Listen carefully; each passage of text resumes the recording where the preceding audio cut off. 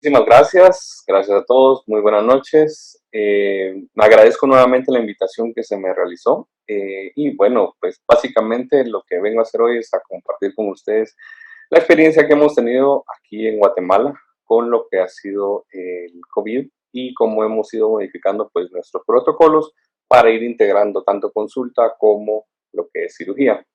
Creo que nadie me dejará mentir, esto surgió básicamente de la nada, nos vino a sorprender a todos, algo que nunca habíamos vivido, ninguno de nosotros, y pues nos vino a cambiar la perspectiva completamente de cómo nos manejamos en clínica, cómo nos manejamos en el área quirúrgica y pues obviamente el trato con el paciente. Creo que eso pues es lo que más nos sorprendió o nos vino a modificar la conducta. No tengo mucho que agregar sobre lo que la doctora Imelda habló en cuanto al manejo en las clínicas. Creo que en eso coincidimos muchos todos, lo que es desde el manejo del paciente, la toma de temperatura, el ingreso, un paciente por vez. Acompañantes, pues se limitó realmente esto del ingreso de acompañantes con el paciente, salvo que el paciente presentara pues ya definitivamente una deficiencia visual que le impidiera caminar por sí solo o alguna deficiencia en cuanto cognitiva, que el paciente no pudiera comunicarse por sí solo o necesitar alguna atención especial, en ese caso se dejaba ingresar a un familiar, pero nuevamente como nuestros países tienden a ser muy familiares, casi siempre asisten, pues no solo va el acompañante, sino que va el tío, la tía, el hermano, la hermana, todo el mundo quiere ingresar al mismo tiempo con su familiar para saber qué es lo que pasa. Sí tuvimos casos donde pues, los pacientes mismos o el familiar mismo reclamaba el ingreso y bueno, había que explicarles de por qué no se dejaba ingresar, por el espacio reducido, por el tiempo de atención, por el hecho de que no podían haber muchas personas en un solo lugar, a pesar de que se habían tomado las medidas de distancia, las medidas de higiene, se provee alcohol en gel, y pues básicamente que todo el mundo debía estar con mascarilla, desde el personal paramédico, personal médico y personas que llegaban a consulta. En eso creo que coincidimos todos, no hay realmente una variación en cuanto a esta conducta y pues básicamente yo me voy a enfocar mucho en lo que es nuestro protocolo para la atención de la facomulsificación en estos tiempos actuales. Bueno, todos ya conocemos al famoso SARS-CoV-2 o virus original que produce el COVID-19, que es un virus ARN de una hebra. Este pues es un virus altamente transmisible, principalmente por las microgotas que producía el paciente a través de la tos, a través de la respiración, y pues ya sabemos que se ha presentado desde 2 hasta 14 días post-exposición, se presentan los síntomas típicos, es decir, podemos tener pacientes que no tienen ningún síntoma en el momento o no presentan ningún síntoma a la hora de estar en el consultorio o antes de presentarse a una cirugía, y luego pues da la sorpresa que a los 10 días de esto o a la semana de esto, el paciente empieza con tos, empieza con dificultad para respirar o empieza con mucha fiebre o escalofríos o dolores, y pues nuevamente esto lo tienden a reportar a ellos para que nosotros tomemos las medidas adecuadas.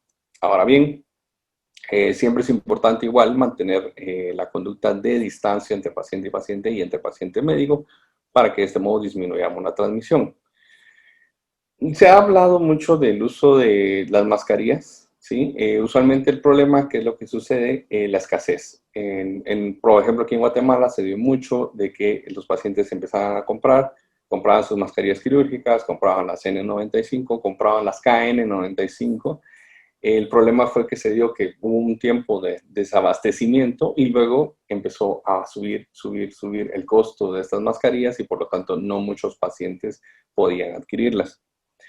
¿Qué es lo que se hizo en ese caso? Pues los pacientes optaban por comprar ya las mascarillas de tela o las hacían en casa o las compraban que las hacía alguien más o las vendían ya por redes sociales, inclusive a la fecha todavía por redes sociales se puede ver mucho esto. Las personas venden las mascarillas en cantidades, ¿sí? Y pues obviamente los pacientes la compran para tratar hasta cierto punto de protegerse. Pero muchas veces pues no siempre son las mascarillas adecuadas para el ingreso a sala de operaciones. ¿Qué es lo que pasamos a hacer nosotros? El equipo de protección personal en oftalmología, ¿sí? El de la fotografía, pues es su servidor. Básicamente este es el equipo que ingreso yo en sala, lo que es la bata quirúrgica, el scrub, que es específicamente para sala, guantes quirúrgicos previo lavado, y pues yo utilizo las mascarillas que son de media cara con los filtros P100 usualmente, pues para mayor protección personal, pero también para protección del paciente. Lamentablemente por la hora de estar en el microscopio quirúrgico, pues la protección ocular, a pesar de que la listo ahí como algo que debe utilizarse, me da un poco de problemas con la percepción o para la distancia. Entonces no la utilizo cuando estoy operando, porque pues para no evitar cometer algún error durante la cirugía o algo que pueda complicarla. Sí hemos establecido que todo el que ingresa a sala, ya sea paciente o personal, debe usar una mascarilla quirúrgica. Bueno, una N95 en el caso del personal paramédico y una mascarilla quirúrgica en el caso del paciente para así evitar las microgotas. Lo que colocamos fueron escudos de acrílico en ciertos sitios, como el uso de lámparas hendiduras o en los forópteros, y pues en ciertas interacciones de alto riesgo o cuando se sabe que el paciente pues, es un paciente de alto riesgo, el uso de guantes desechables. ¿Qué es lo que sugiere la Academia Americana o en base a qué es que nosotros establecimos todas estas conductas? Pues básicamente tomamos las sugerencias que hacía la Academia Americana de Oftalmología en cuanto al uso de EPP y del manejo del paciente. Ellos refieren que pues se hicieron estudios, se notaba que se notó que la mascarilla quirúrgica redujo dramáticamente la transmisión de los virus respiratorios y que todo paciente que iba a ingresar a cualquier procedimiento quirúrgico debía utilizar una mascarilla, pero de las mascarillas quirúrgicas como tal. También se notó que el uso de cloropovidona disminuía drásticamente cualquier virus que presentara en la piel o en la conjuntiva, si es su uso en conjuntiva, que usualmente lo usamos en el preoperatorio. Y ellos referían que la mascarilla quirúrgica debía ser suficiente en la mayor parte de los casos de pacientes, ya que no todos los pacientes pues, presentaban sintomatología a la hora de ingresar a sala. Como decía, la protección ocular podía utilizarse, pero pues si causaba problemas a la hora de hacer la cirugía, pues podía prescindirse de ella. Y pues dependiendo de la situación local de cada país, de la institución o el área comunitaria, se podían usar N95 en sala o las mascarillas faciales de media cara como la que yo mostré en la foto anterior. ¿En qué nos basamos a la hora de hacer nuestro tratamiento en sala del paciente? La Academia Americana hizo una prueba de básicamente las microgotas que se podían producir durante la cirugía de un paciente usando tres escenarios, digámoslo así. Escenario 1, el primero que vemos hasta la izquierda, es un sello completo con lo que es el drape o el envoltorio quirúrgico sin utilizar mascarilla quirúrgica, es decir, el paciente sin ningún tipo de mascarilla o protección en el área bucal nasal. Ellos hacían una prueba de cuánto de estas microgotas podían manifestarse o contaminar el área. Sí se notó que no había exposición del cirujano, si había un sello adecuado de esta área, pero que debajo de todo este envoltorio pues provocaba que se hubiera una contaminación alta y que podía a la hora de retirarlo pues contaminar otras superficies o provocar microgotas que contaminaran al mismo cirujano o al personal paramédico. Luego se hizo otra prueba donde no se colocaba lo que era el drape quirúrgico, pero se colocaba un sello alrededor de la mascarilla en la nariz. Aquí nuevamente se encontró que sí había cierta distribución de microgotas hacia las manos del cirujano y en lo que es el campo quirúrgico, pero que debajo de lo que era el drape no había ningún contaminante. Por lo tanto, tomaron la decisión de hacer una combinación de ambos. Colocar lo que es el sello con micropore en la mascarilla del paciente y luego hacer un sello completo en lo que es el área ¿cómo se llama?, del campo quirúrgico. Y vieron que ahí realmente no había ni distribución de microgotas hacia el cirujano, pero que tampoco se contaminaba el campo quirúrgico y de este modo evitaban una contaminación al retirarlo. Entonces, es como la sugerencia más fuerte que tiene la academia de cómo se debe trabajar en el campo quirúrgico del paciente, que actualmente lo estamos haciendo así.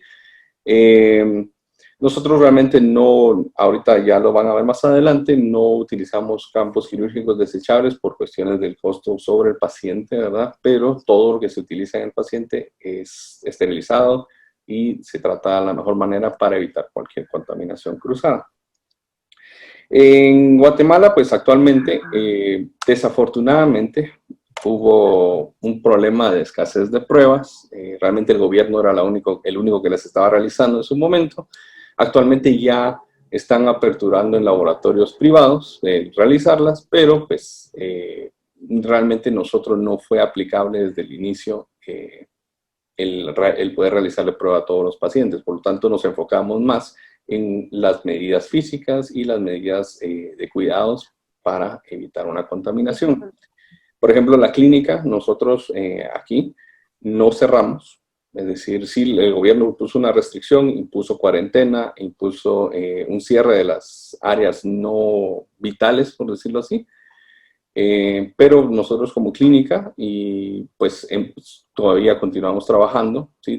Lo que sí se disminuyó la cantidad de personal, se disminuyó la cantidad de médicos que estaban laborando al mismo tiempo y de ese modo pues se evitaba tener una gran cantidad de personas, se trabajó solo por cita y pues la verdad es que nos ha funcionado muy bien hasta el momento y afortunadamente, pues toco madera como dicen, no ninguno de nuestro personal o ninguno de los médicos ha sufrido ninguna contaminación, nadie ha estado presentado síntomas y los pacientes pues hasta el momento han sido bastante accesibles en cuanto al uso de la mascarilla y del uso del gel constante, ¿verdad? Y de no aglomerarse porque pues naturalmente uno se sienta con su familia, pero afortunadamente en esa parte nos han ayudado mucho. Ahora bien, ¿por qué es que realmente no nos enfocamos tanto en realizarle un PCR al paciente? Esto también la academia lo listaba como tal. Me imagino que también en parte por la accesibilidad que podría haber a las pruebas, ellos lo referían como controversial y dependía realmente de cada centro quirúrgico, de la cantidad de personas infectadas en el área, de la cantidad de casos detectados. El problema, y que ellos mismos lo listaban, era esto, la disponibilidad de pruebas que podía haber para la población en general, el tiempo en que entregaban los resultados y realmente la confiabilidad. Ellos referían que realmente si el equipo de protección personal se usaba adecuadamente, debía ser suficiente para evitar cualquier contaminación, es decir, la limpieza de la clínica, la limpieza del área quirúrgica, el uso de mascarilla, el cierre adecuado a la mascarilla, porque ya sabemos, muchas veces se coloca la mascarilla, pero al no modificar el contacto de la nariz, pues queda abierto igual. El uso de gorros en el personal paramédico y médico y el uso de caretas en el caso del personal paramédico o en Google en el caso del personal médico que evalúa la lámpara hendidura. Refería a la academia también que si ustedes se realizaban la prueba o le realizaban la prueba a un paciente, solamente si salía positivo, pues realmente a menos que el paciente corriera un riesgo quirúrgico o un riesgo de pérdida de visión permanente, pues lo mejor era no operar. Definitivamente es delegar la cirugía lo más posible, por lo menos hasta que la prueba se negativizara y si realmente se llegaba a operar, que se usaran N95 y protección ocular por parte del cirujano y miembros de sala. Y si era negativo, pues se tomaba como cualquier cirugía, solo con las protecciones del personal médico. ¿Cómo es que nosotros lo manejamos en sí a la hora de estar en la clínica? Nosotros pues modificamos nuestro sistema de ingresos y salidas. El paciente pues lo sube a algún personal paramédico. Los familiares, en el caso de pacientes que van a cirugía, sí tienen que esperar afuera del edificio, en que el carro o sentados se les provee un área donde pueden estar. Y cuando ya el paciente sale, pues ahí es que se les sale a llamar. El ingreso a sala, lo que se pide al paciente, lleva un cambio de ropa, se cambia la ropa, se cambia de zapatos, se le colocan zapatones al ingresar a la sala, se le coloca un gorro quirúrgico o un gorro de tela, se pasa al baño donde se lava el área de rostro y luego se le coloca su mascarilla quirúrgica. En estos momentos se le ha pedido al paciente que lleve la mascarilla, una mascarilla nueva para la hora de ingresar a sala, exclusivamente para el uso en sala, y bueno, cuando sale se retira y se coloca su mascarilla, que es la que está usando normalmente. Durante el pre, durante la cirugía y en la postcirugía, pues hay diferentes protocolos, ya los vamos a ver ahorita que tengo unos ejemplos. Y bueno, lo que se ha tratado es de disminuir esas micropartículas o partículas que pueden presentar los pacientes o el mismo personal paramédico o médico, tratando de mantener siempre los sistemas adecuados de protección personal. Entonces, originalmente, aquí está la fotografía. Originalmente lo estábamos manejando así, esto fue previo a que empezaran a exponencialmente aumentar los casos en Guatemala. La mascarilla se le proveía al paciente, era una mascarilla de tela, que esa solo se usa en el paciente y luego se coloca en solución jabonosa y se procede a esterilizar después. La idea era realizar este sello que vemos aquí en el lado derecho. El sello debe ser completo, que era lo que platicábamos con el protocolo que daba la Academia Americana. La idea era minimizar cualquier pues, microgota que pudiera expresarse a través de la tela. Luego, ya avanzando, cuando fue el aumento de casos, pasamos a hacer este procedimiento. Como ven en el video, el paciente ingresa, se le coloca la cánula nasal, que este es por paciente, y luego se coloca lo que es la mascarilla quirúrgica con la que el paciente ingresó ya a sala, procurando que se coloque adecuadamente sobre la nariz y de ese modo se cree un sello adecuado. Y luego, de ese mismo modo, luego se procede, como podemos ver en el video, a colocar lo que es micropore alrededor del área de la mascarilla, en la área superior, para que de ese modo pues, se selle por completo esa área y no haya riesgo de microgotas. Después de eso, anestesia pues ya se encarga. Se realiza una limpieza con yodopovidona en el área pericular y en el área de párpados, ¿sí? Previo a la colocación de un bloqueo. Pero se realiza una limpieza en todo lo que es el área orbitaria y párpados y el área periorbitaria del paciente para de ese modo dejar limpio completamente el área.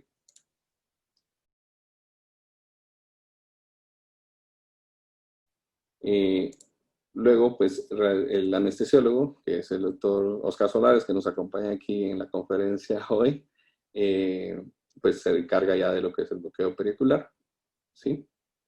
Siempre con cuidado de manejar un poquito el párpado del paciente, ya que por la misma conjuntiva pues puede haber cierta contaminación. Se ha visto que una de las manifestaciones del COVID es a través de una conjuntivitis, ¿sí?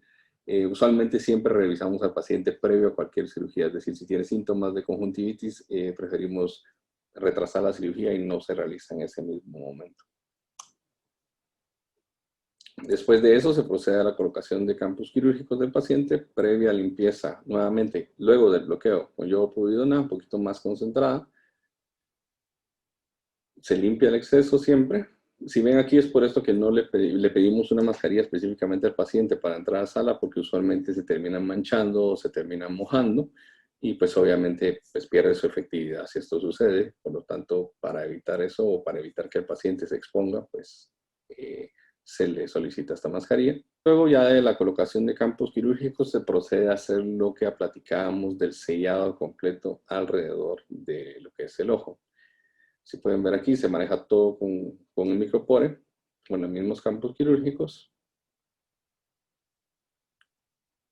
Y la idea es comprobar que ese sellado esté completo, o sea, es decir, que no haya un espacio, que no esté levantado el micropore, que esté completamente adherido a la piel, para que de ese modo sea más práctico y pues se corra riesgo menor de contaminación.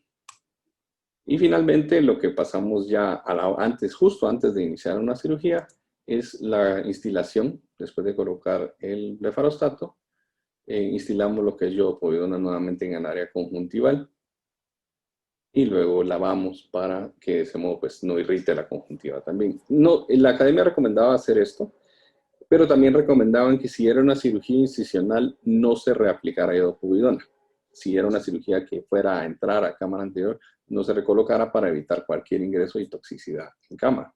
Y bueno, esas han sido las modificaciones que hemos hecho a nuestro protocolo. Luego el paciente de que pasa por todo este protocolo se realiza la cirugía. Una recomendación que daban en la academia, por ejemplo, es no activar el ultrasonido de la FACO hasta que uno está en cámara anterior, porque el mismo ultrasonido podría producir una microsalpicadura y estas contener contaminantes, ¿sí? Por la conjuntiva o dentro del humor acuoso y que provocara contaminación en el personal. Otra característica es, idealmente la irrigación tiene que ser mínima, es decir, no con fuerza para no salpicar nuevamente, y por supuesto colocar el parche completo antes de sacar al paciente de sala. Luego de salir de sala, el paciente pasa a recuperación, donde máximo está 10-15 minutos, sale, el familiar pues puede subir a recogerlo con todas las medidas adecuadas, luego baja y ya sale de lo que es ¿cómo se llama? El consultorio. Siempre se le da su seguimiento, eso no ha variado, se le da usualmente un seguimiento quirúrgico al día siguiente, aunque las citas sí se han espaciado un poco más, de modo que sea más fácil llevar el control del paciente y que él no tenga, o él o ella no tengan el problema de que haya una aglomeración. Y así de ese modo, pues evitar una contaminación.